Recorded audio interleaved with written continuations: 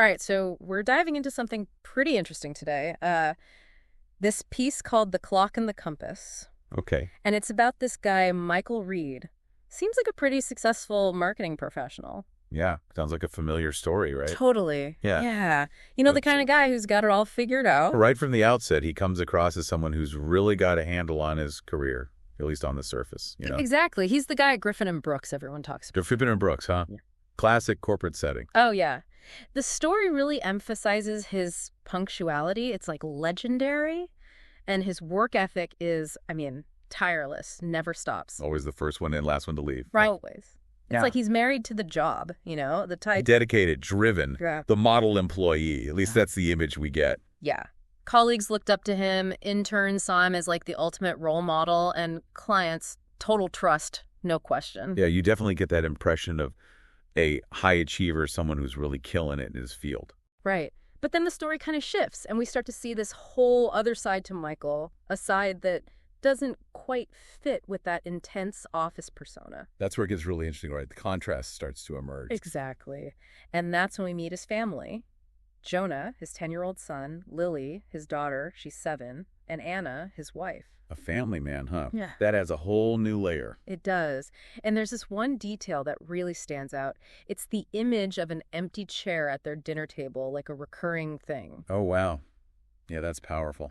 Speaks volumes, doesn't it? It does, right. It's like this unspoken commentary on his absence, like a constant reminder. The missing piece of the puzzle. And then there's this other detail about the photos on their fridge. You know, that classic family spot with kids' drawings and schedules. Yes, every family's got that. But in these photos, Michael, he's either missing or just this blurry figure in the background. Like he's barely there, even when he's there. Exactly. And it's not just 1 or 2 photos. It's like a pattern, a visual representation of his limited presence in their daily lives. Wow.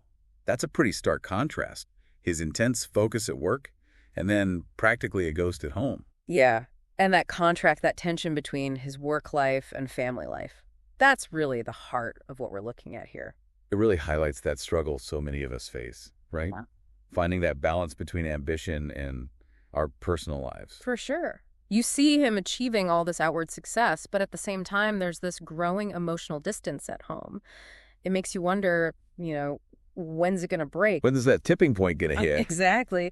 And that's where the story gives us this catalyst. It's a Monday morning, seems pretty ordinary. Michael's at his desk doing his usual thing when he gets a text from Anna. Okay, what's the text about? It's a reminder about Jonah's science fair. That night at 6, his volcano project. Ah, the classic volcano science project. Yeah, Anna's message is short and sweet, don't be late. Straight to the point. No room for misinterpretation. Right. But here's the thing. At 5:30 that same evening, Michael has this crucial strategy meeting. Oh boy, so there's a conflict already. Head-on collision. It's for the Baxter account.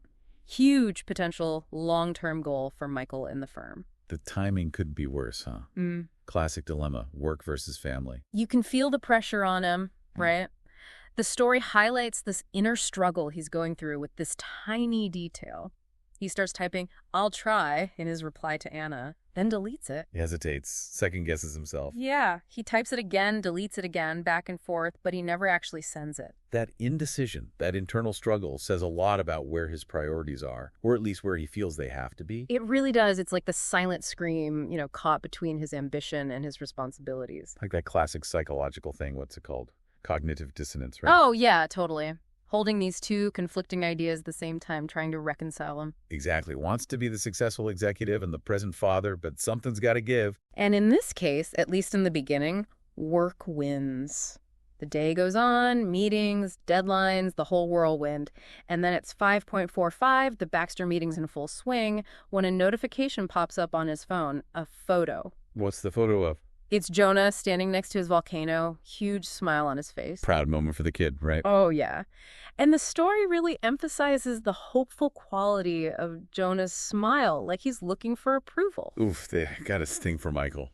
Seeing that pure joy and knowing he's missing it. It's a punch in the gut, right? Because at that moment, it all hits him, the reality of his absence. All those little missed moments adding up, suddenly they're not so little anymore. And that missed moment, that concrete evidence of his absence from something so meaningful, it triggers something in him. It's like a wake-up call. Makes you think about all the times we prioritize work over those seemingly small moments. Totally. Then we see Michael driving home later that evening after the meeting's over, and it's quiet in the house, almost eerie silence. Like the aftermath of a celebration that he wasn't a part of? Yeah, and there's this new drawing on the fridge to the fridge. Jonah with his volcano. A blue ribbon this time, clearly proud. But still, Michael's not there in the picture. Another visual reminder of his absence, like a recurring theme. It's like a pattern, right? And you start to wonder what impact that has, even if it's unintentional. The message it sends to his kids, to his wife, even to himself. Then we get this really quiet but powerful scene. Michael's sitting on the couch just staring at that photo of Jonah and the volcano. And in that moment, the story says, something shifted within him. That's a turning point, right? A moment of realization. It feels like it, right? Like some kind of internal reckoning. He's confronting the cost of his dedication, the price he's paying. What do you think it was about that moment that changed things for him? The smile, the blue ribbon, maybe just the weight of it all.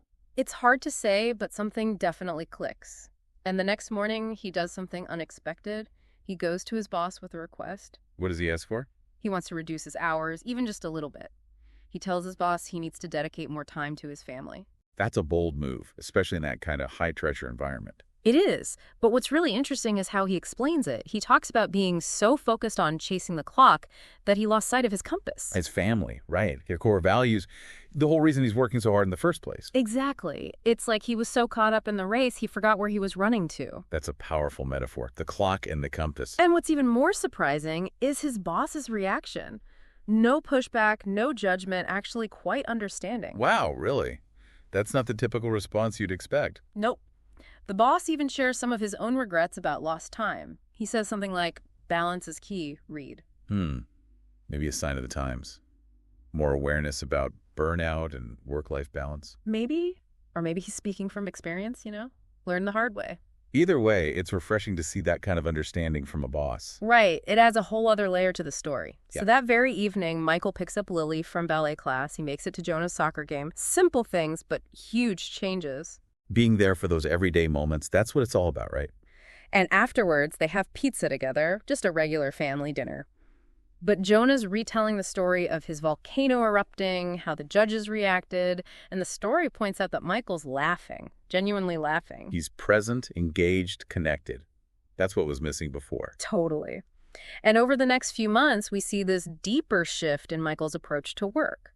He starts working smarter, not just harder. Quality over quantity. He learns to delegate, starts saying no more often, trusts his team more. Setting boundaries, empowering others. That's crucial for finding balance. And weekends, completely off limits, dedicated family time. They start having regular movie nights, and there's even this funny bit about Michael trying to braid Lily's hair. Oh, that's sweet. Trying to be more hands-on. But here's the really interesting part.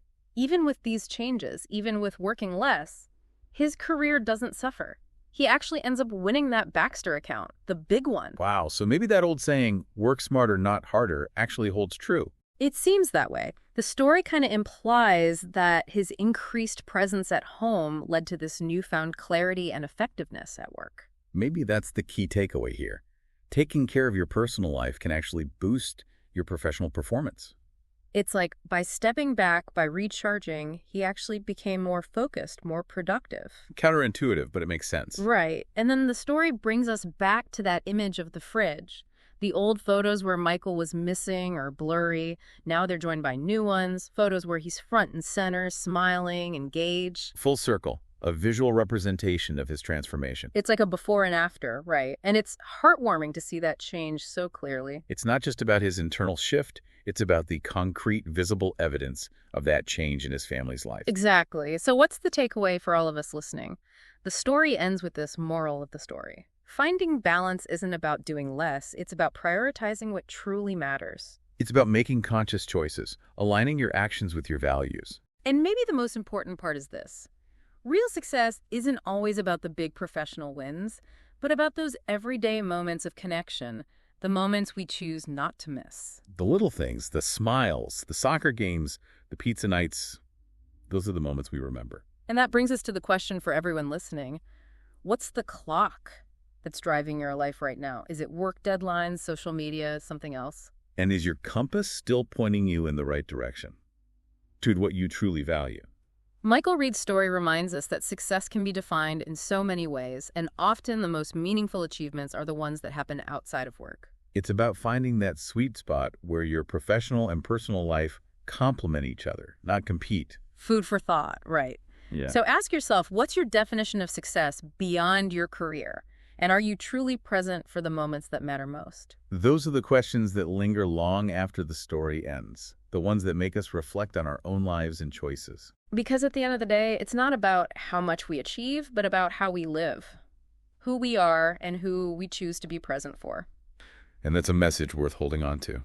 Absolutely. Something to think about.